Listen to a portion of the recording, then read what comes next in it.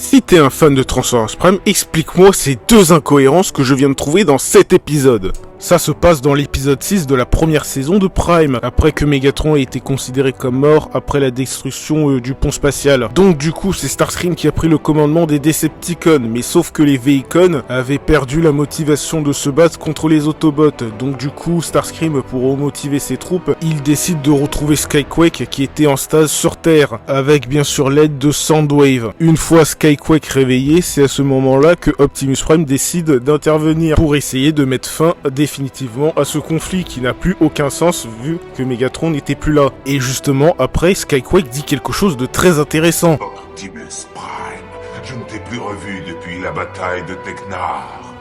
Megatron m'avait donné l'ordre de t'anéantir.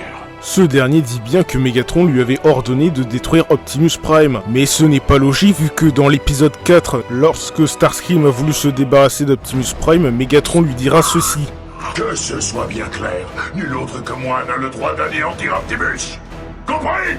Ça c'était pour la première incohérence. La deuxième incohérence, depuis combien de temps Skyquake était resté en stase ? Parce que si Starscream était au courant que Skyquake était en stase sur Terre, pourquoi Megatron n'est pas venu le libérer ? Je vous laisse répondre à cette question.